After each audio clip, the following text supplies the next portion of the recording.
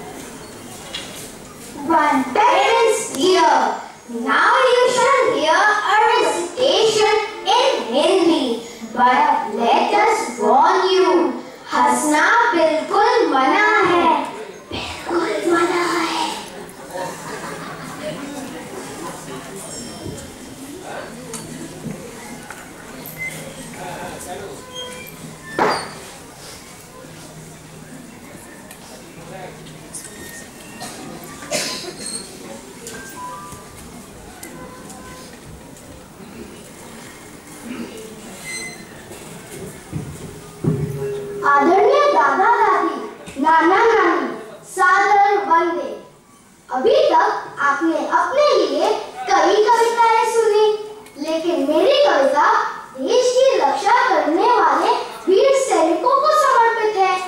आशा है आपको खूब पसंद आएगी। मेरी कविता का शीर्षक है छिड़ी लड़ाई। सीमा पर जैसे ही छिड़ी लड़ाई, देशभक्ति की भावना सब में उमड़ आई। कुर्बानी का कुछ ऐसा चढ़ा जुनून कि घायल सैनिकों के लिए सभी देने लगे अपना अपना खून। नेता हो या व्यापारी, कवि हो या भिखारी, खिलाड़ी हो या संगीतकार, अध्यापक हो या बेरोजगार, तरह तरह के लोगों का जब घायल सैनिकों को खून चढ़ा तो सबका प्रभाव उन पर अलग पड़ा। एक भिखारी का खून जब सैनिक के शरीर में गरमाया तो वह दुश्मन का गिरवान पकड़ कर गिड़गिड़ाया। जरा इस तरफ भी ध्यान दे दे अल्लाह के नाम पर अपनी जान दे दे। इतना कहकर जैसे उसने जान की, दूसरे दुश्मन ने फौरन उसकी नियत पहचान ली। वह नियंत्रण रेखा की ओर दौड़ चला तो हमारा सैनिक बोला, जो दे उसका भी भला, जो न दे उसका भी भला। अध्यापक के खून वाला सैनिक निहत्था ही दुश्मन के बंकर में आया। एक का कान मोड़ते हुए गुर्राया, अच्छा मेरे पीरियड में आधी क्लास भाग गई। तुम सब इस क्लास में कहां से आ घुसे? तुम सबके नाम तो सन 47 में ही कट चुके। क्यों बेटे, ये बंकर याद करो। सन 71 में 90,000 नालायकों से एक साथ काट पकड़वाया था। अरे मूर्ख, हम सब देश के चहेते हैं। इतिहास पढ़ाते पढ़ाते भूगोल बदल देते हैं। सुनो, ये बंदूक यहाँ से हटाओ। जाओ किसी पेड़ से मोटी डंडी तोड़ कर लाओ।